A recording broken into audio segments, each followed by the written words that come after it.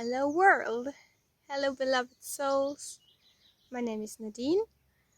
I am the author of the blog wunderfinder.org, and today I'm doing my first ever vlog. 3 important messages that I received in my life this last week, and I hope you will enjoy it. Maybe you can take away something of it. So, I am 1/3 in from a whole year of traveling. I left Switzerland in January, and today I am in wonderful Northern Ireland, and I decided to do a blog, but why? I will come to that later on. So one of the first 3 things I'd like to share with you today is what I would call a broken heart syndrome.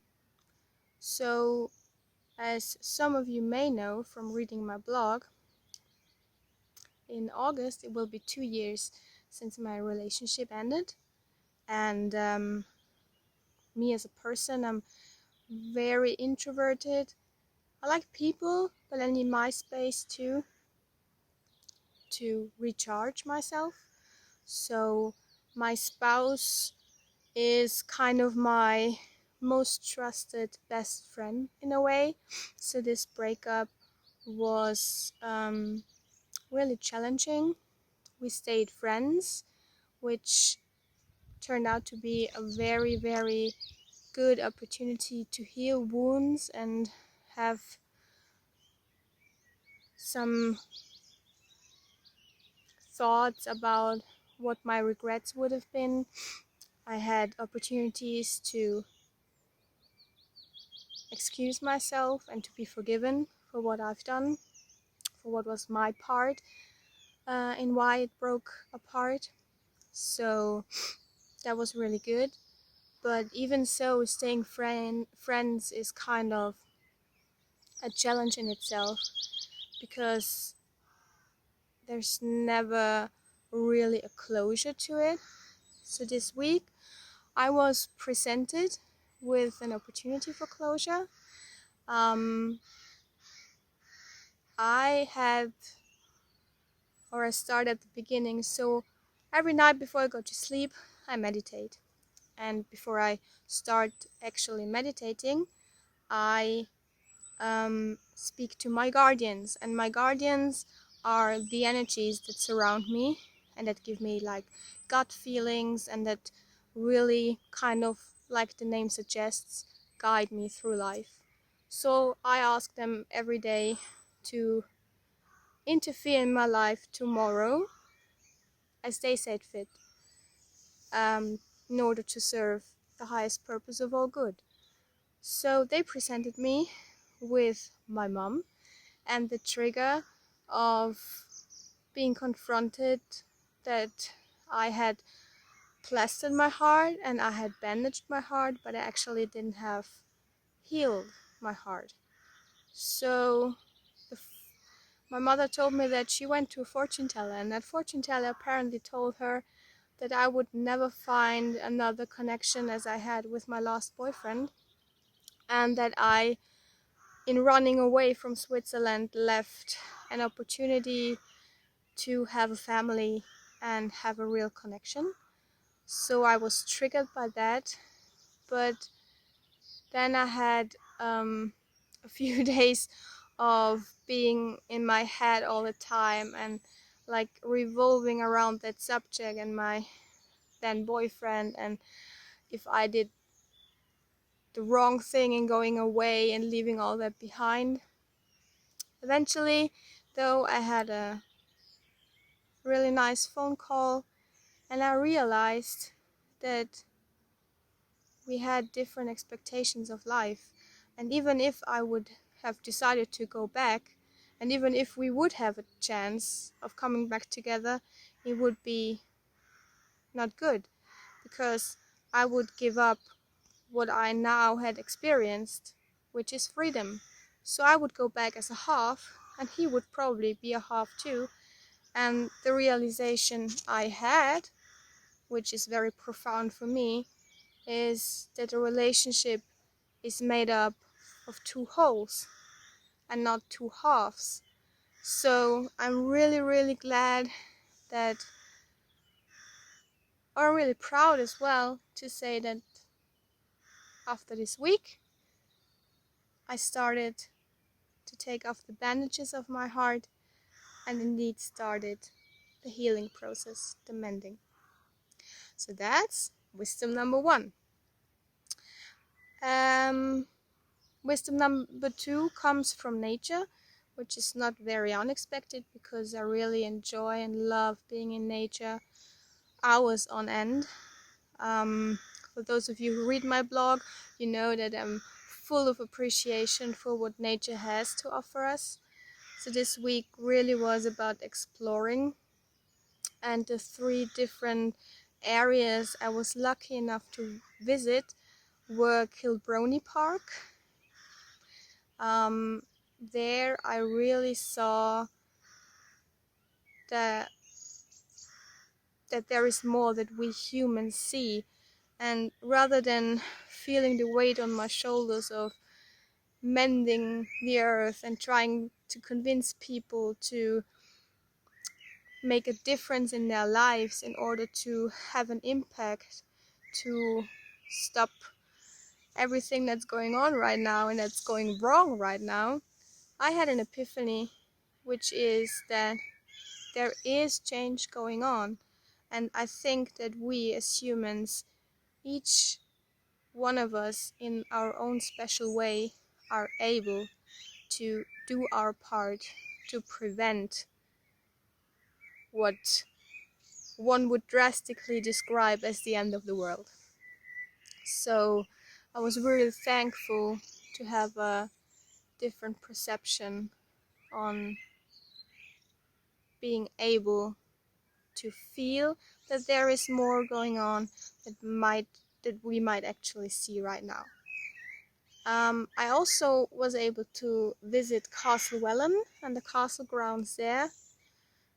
And there I saw, apart from a lot of wonderful, beautiful blossoms and like the twitter you hear now from the birds, I heard a lot of different bird songs. And what was most profound for me there was seeing all these old souls, all these trees that seemed to be there for centuries, and the wisdom they can teach us.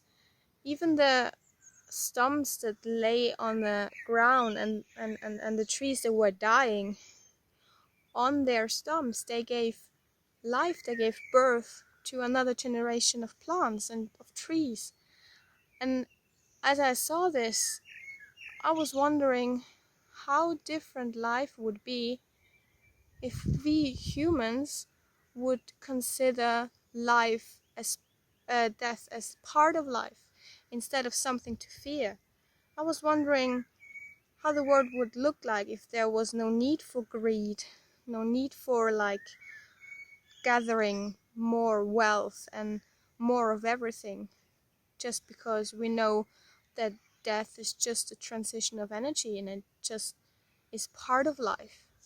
So for me, it kind of gave me a really, really peaceful image about a world that it made its peace with death. And then lastly, I visited Murlo National Park, where there are huge dunes and it's by the ocean.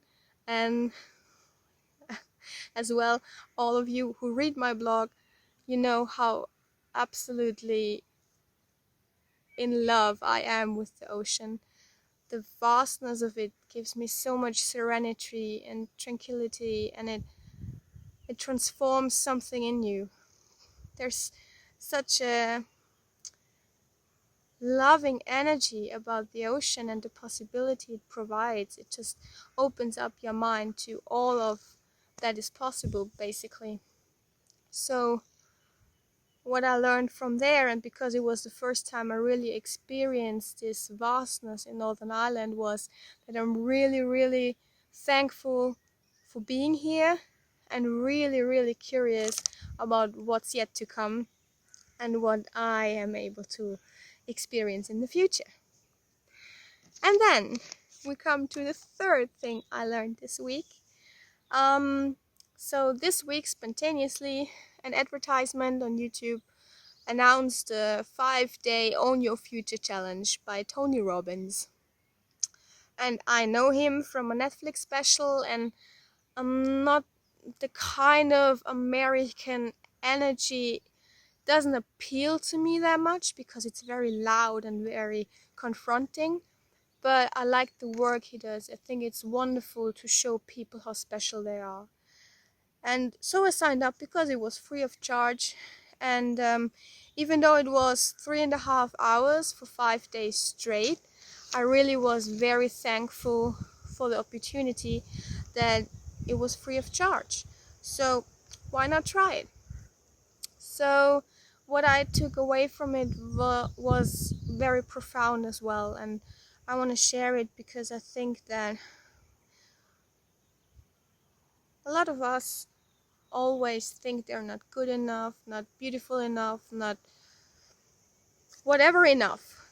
And what I took away from that 5-day Own Your Future challenge basically is that every one of us has something to offer, even if we do not know yet what it is. It might be a passion you pursue, it might be a topic you immerse yourself in and gather knowledge and read all the books and watch all the videos that are out there. It might even be like a mess that becomes your message. For example, if you go through a burnout or a divorce or a relationship breakup or, I don't know, an accident that happens to you, you find your ways to go through that mess, and in doing so you can provide wisdom for others that may experience something of the same kind, and you may have a moral imperative to share that in order to save them not only time or energy, just the pure pain and the hurt that you experienced for years on end while going through that mess. If you show them how you did it, maybe they can take something away from it, and in doing so you serve them. So it's kind of a new way of thinking that self-education is not only empowerment for others, but it's also like it's your duty really to share what you have to offer. It's a service. It's the deepest kindness, and I think maybe one of the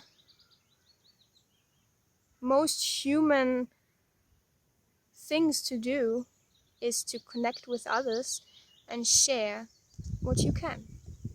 So I really, really appreciate that Tony Robbins and all these amazing guest speakers and Dean Graciano and all of them, just free of charge, offered that service to us. And this brings me back to the beginning of the video, why I indeed make this first vlog of my life and build up the courage to go in front of the camera, whereas I really prefer being behind the camera. If there is just one person out there who can take anything away, whatever it is, from this vlog, I feel like I mattered and I did something that may have helped someone else, that I was indeed of service. And also, I really want to do all the things that scare me to death because I am not growing as a person if I do not do the things that scare me. So yeah, I hope you, enjoyed it.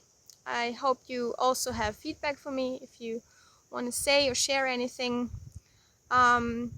If you want to dive deeper in all of what I've said today, you can do that by visiting my website, my blog, wunderfinder.org. I wrote it in the description box. And yes, with that said, I wish you a wonderful rest of your Sunday, of your weekend, and I hope you have a beautiful, wondrous start into the new week. Thank you for watching, and until soon, love and light. Bye.